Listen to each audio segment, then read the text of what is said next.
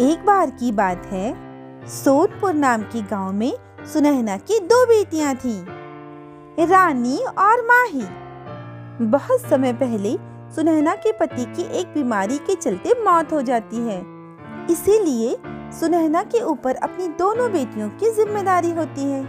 अपनी दोनों बेटियों का पालन पोषण करने के लिए सुनैना दूसरों के घरों में झाड़ू पोछा किया करती थी। माही बहुत अच्छे स्वभाव की लड़की थी। उसे अपने घर की स्थिति बहुत अच्छी तरह से पता थी, लेकिन रानी बहुत ज्यादा जिद्दी, घमंडी और नकचढ़ी लड़की थी। उसे कोई मतलब नहीं था कि उसके घर के हालात कैसे हैं। एक दिन रानी अपनी माँ से कहती है, मम्मी, मुझे इस गांव के कॉलेज में अपना एडमिशन नहीं कराना। मैंने आपसे कितनी बार कहा है कि मुझे शहर जाकर पढ़ाई करनी है और वहीं पर रहना है, इसीलिए मैं अपना एडमिशन शहर के कॉलेज में ही करवाऊंगी।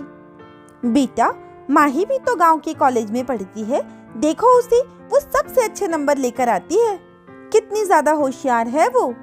शहर के कॉलेज की फीस तो बहुत ज्यादा होती है, मैं कहाँ से जमा कर पाऊंगी इतना। बेटा, जो भी है तुम उसी में खुश रहना सीखो।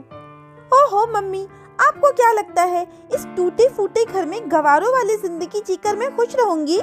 मुझे नहीं चाहिए ऐसी जिंदगी, मुझे शहर जाना है और पढ़ाई भी वहीं पर करनी है और मुझे वैसी ही जिंदगी चाहिए। आप कुछ भी कीजिए, अपने जेवर बेचिए या कुछ भी कीजिए, लेकिन मेरा शहर के कॉलेज में ही एडमिशन होना चाहिए। सुनैना अपनी छोटी बेटी की जिद के आगे हार जाती है और वो अपने पति की दी हुई निशानी कंगन को बेच देती है और उसका शहर के बड़े कॉलेज में एडमिशन करवा देती है। और वहीं दूसरी तरफ माही अपने ही गांव के कॉलेज में पढ़ रही थी और अपनी माँ के साथ उनके कामों में हाथ भी बटा रही थी। धीरे धीरे समय बीत रहा था। सुनैना की तबीयत खराब रहने लगी थी। एक दिन सुनैना माही से कहती है, बेटा, मुझे रानी की बहुत याद आ रही है, मैं उससे मिलना चाहती हूँ, मुझे उसके पास जाना है। माँ, आपकी तबीयत बिल्कुल भी ठीक नहीं है, आप शहर जाएंगी, मुझे आपकी चिंता हो रही है। माँ, सुनैना को रानी की बहुत याद आ रही थी, इसीलिए वो माही की एक नहीं सुनती और शहर चली जाती है। रानी कॉलेज के बाहर अपने दोस्तों के साथ बातें कर रही थी। तभी वो दूर से अपनी माँ को देख लेती है। वो अपने दोस्तों से नजर बचाकर अपनी माँ के पास आती है और उनसे कहती है, मम्मी, क्या जरूरत थी आपको यहाँ पर आने की? अगर आपको मैं ना देखती तो मेरे सारे अमीर दोस्तों को पता चल जाता कि आप मेरी मम्मा हो। अपनी हालत तो देखो, कैसी फटी हुई साड़ी पहनी है आपने। मैं नहीं चाहती कि आपकी वजह से मेरी इंसल्ट हो और मेरे अमीर दोस्तों को ये पता चले कि मेरी माँ इतनी गरीब है। आप यहाँ से चले जाइए। रानी, मेरी प्यारी बच्ची, मुझे तुम्हारी बहुत याद आ रही थी, इसीलिए मैं तुमसे मिलने आ गई। बेटा, तुम ठीक तो हो ना? कितने महीने हो गए तुम्हारी सूरत नहीं देखी, बस इसीलिए तुमसे मिलने चली आई। मैं चली जाती हूँ। रानी के मुंह से ये बातें सुनकर सुनैना को बहुत ठेस पहुंचती है और वो रोते हुए वहां से चली जाती है। तभी रानी की दोस्त उससे कहती है, अरे रानी, वो गरीब औरत कौन थी और तुमसे रो रो कर वो क्या बातें कर रही थी? क्या वो तुम्हारी कोई रिलेटिव है? अरे नहीं नहीं, तुम्हें पता नहीं क्या, मेरे मम्मी पापा तो लंदन में रहते हैं और यहाँ पर मेरा कोई रिलेटिव नहीं है। कोई भिखारन थी, बेचारी, खाने के लिए मांग रही थी, काफी समय से उसने कुछ नहीं खाया। मैंने उसकी मदद करके उसे यहाँ से भेज दिया, बस इसके अलावा कोई बात नहीं। अरे हाँ गाइस, मुझे आप सबको बताना था, कल मेरा बर्थडे है और मेरे पापा बहुत बड़ी पार्टी देने वाले हैं, इसीलिए मैं सोच रही थी तुम सभी ब्रांडेड गाउन पहन कर आना, ताकि मेरी पार्टी और भी ज्यादा शानदार लगे। अच्छे से तैयार होकर आना, ठीक है? बहुत बड़ी पार्टी है, बहुत एंजॉय करेंगे। ये सुनकर रानी परेशान हो जाती है कि वो अब ब्रांडेड गाउन कहाँ से लाएगी। हॉस्टल आने के बाद रानी अपनी बहन को फोन करती है और कहती है, माही की बच्ची, तुझे माँ की चिंता है या नहीं? उनकी कितनी ज्यादा तबीयत खराब थी। यहाँ आने के बाद उनकी कितनी ज्यादा तबीयत खराब हो गई है। तुझे कुछ पता भी है या नहीं? डॉक्टर ने कहा है अभी उनका ऑपरेशन होना है। जल्दी से मेरे अकाउंट में 50,000 रुपए डाल दे। आज ही डालना, समझी? क्या रानी, मैंने माँ से मना किया था, लेकिन उन्हें तुम्हारी बहुत याद आ रही थी, इसलिए वो तुमसे मिलने आ गई। लेकिन मेरी प्यारी बहन, तू चिंता मत कर, मैं माँ को कुछ नहीं होने दूंगी। यस, अब मैं 50,000 रुपए की ब्रांडेड ड्रेस खरीद कर लेकर आऊंगी और कंचन की जन्मदिन पार्टी पर पहनूंगी। ऐसा सोचकर रानी बहुत खुश थी। बेचारी माही अपनी माँ के बारे में सोचकर बहुत ज्यादा परेशान हो जाती है और वो अपने घर को गिरवी रख देती है और 50,000 रुपए रानी के अकाउंट में डलवा देती है। रानी उन पैसों से बहुत सारी शॉपिंग कर लेती है और अपने फ्रेंड के बर्थडे में जाती है। माही को घर पर चैन नहीं मिल रहा था, इसीलिए वो अपनी माँ से मिलने के लिए शहर पहुँचती है। माही को रानी के हॉस्टल जाकर पता चलता है कि रानी अपने दोस्त की बर्थडे पार्टी में गई है। ये सुनकर माही के पैरों तले जमीन खिसक जाती है और वो गुस्से से लाल पीली होकर पार्टी में पहुंच जाती है। रानी पार्टी एंजॉय कर रही थी, तभी माही उसको सबके सामने जोर से थप्पड़ मारती है और उससे कहती है, रानी, आखिर कब तक तुम अपनी झूठी शान शौकत अपने दोस्तों को दिखाती रहोगी? तुम अच्छी तरह से जानती हो तुम्हारे इतनी बड़ी कॉलेज में एडमिशन किस तरह से हुआ।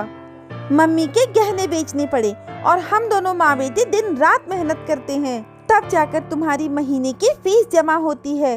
और तुमने मुझसे झूठ बोलकर 50,000 रुपए मांगे ताकि तुम अपने दोस्तों में खुद को अमीर साबित कर सको। माँ कहाँ है? मैं माँ से मिलने आई हूँ। फायदा नहीं है, तू बता माँ कहाँ है?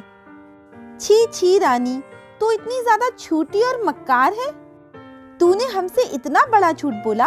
कल जो तुझसे मिलने आई थी वो तेरी माँ थी। बेचारी कितनी ज्यादा बीमार थी और तेरे सामने किस तरह से रो रही थी।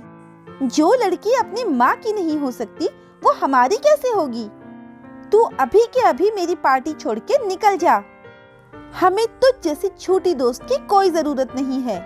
रानी की सच्चाई जानने के बाद उसके सभी दोस्त उससे मुंह मोड़ लेते हैं और उसे धक्के देकर बाहर निकाल देते हैं। रानी को अपनी बहुत इंसल्ट महसूस होती है और वो माही से बदला लेने की सोच लेती है। माही रानी को अपने साथ अपनी माँ को ढूंढने के लिए ले जाती है। वो दोनों अपनी माँ को ढूंढते ढूंढते घने जंगल में चली जाती हैं और चलते चलते वो एक अलग ही दुनिया में पहुंच जाती हैं। वहाँ का नजारा बहुत ही अद्भुत था। तभी उनकी नजर जादुई गाउन की नदी पर जाती है। पहली नदी में सोना बह रहा था, दूसरी नदी में हीरे जवाहरात थे और तीसरी नदी खाली थी। वो बिल्कुल साफ सुथरी थी। ये नजारा देखकर दोनों बहनें चौंक जाती हैं। तभी उनके सामने एक बहुत सुंदर परी आ जाती है। परी दोनों बहनों से कहती है, तुम दोनों का मेरी दुनिया में बहुत बहुत स्वागत है। ये मेरी जादुई गाउन की 3 नदियां हैं जो तुमने देख ली। अब तुम्हारी मदद करना मेरा कर्तव्य है। अगर तुम पहली नदी का गाउन पहनती हो तो तुम्हें बहुत सारे सोने के सिक्के मिलेंगे। अगर तुम दूसरी नदी का गाउन पहनती हो तो तुम्हें बहुत सारे हीरे जवाहरात मिलेंगे। और अगर तुम खाली नदी का गाउन पहनोगी तो तुम्हें तुम्हारी माँ का पता चल जाएगा, क्योंकि मैं जानती हूँ कि तुम दोनों अपनी माँ को ढूंढ रही हो। मैं भी जानना चाहती हूँ कि तुम धन दौलत को चुनती हो या अपनी माँ को। वैसे भी मैंने अपनी माँ को कब का छोड़ दिया है। वो मुझे मिल भी जाती है तो उससे क्या होगा। वैसे भी उसकी तबीयत बहुत ज्यादा खराब है। वो आजकल की ही मेहमान है, तो उनके चक्कर में इतनी सारी धन दौलत में क्यों जाने दूं? मुझे नहीं चाहिए माँ, मुझे नहीं ढूंढना उन्हें। इसलिए मैं आपकी नदी का दूसरा गाउन पहनूंगी और हीरे जवाहरात लेकर ऐश की जिंदगी गुजारूंगी। परी जी, मुझे तो आपकी नदी का तीसरा गाउन चाहिए ताकि मुझे मेरी माँ मिल जाए। मेरी माँ ने बहुत मुश्किलों से रात दिन एक करके हमें पाल पोस कर बड़ा किया है। मैं उन्हें इस तरह से अकेला नहीं छोड़ सकती। मुझे बस मेरी माँ चाहिए और कुछ भी नहीं। आप तो बस मुझे मेरी माँ का पता बता दीजिए। पता नहीं वो किस हाल में होगी। वो परी रानी को नदी का दूसरा गाउन दे देती है, जिसे पहनकर वो एक अलग ही दुनिया में पहुंच जाती है। वहां पर कोई नहीं था। वहां पर सिर्फ बंजर जमीनें थीं और माही को तीसरी जादुई नदी का गाउन दे देती है, जिसे पहनकर उसके सामने धन दौलत का अंबार लग जाता है और उसकी माँ सही सलामत उसके सामने प्रकट हो जाती है। अपनी माँ को अपने सामने देखकर माही बहुत खुश हो जाती है। फिर वो परी माही से कहती है, ये तुम्हारे अच्छे कर्मों का फल है माही। तुमने लालच नहीं किया और हमेशा अपनी माँ की सेवा की। अपनी माँ के लिए धन दौलत भी छोड़ दिया, इसलिए तुम्हारी माँ भी तुम्हें सही सलामत मिल गई। अब तुम अपनी माँ के साथ हंसी खुशी जीवन गुजार सकोगी। रानी रोती गिड़गिड़ाती रह जाती है, लेकिन परी को उस पर कोई दया नहीं आती और वो उसे वहां छोड़कर आ जाती है। इस तरह रानी को उसके बुरे कर्मों की सजा मिल जाती है और दूसरी तरफ माही अपनी अच्छाइयों की वजह से अपनी माँ के साथ एक हंसी खुशी अच्छा जीवन बिताने लग जाती है। दोस्तों, अगर आपको हमारी कहानी अच्छी लगी तो लाइक, सब्सक्राइब, कमेंट जरूर करिएगा।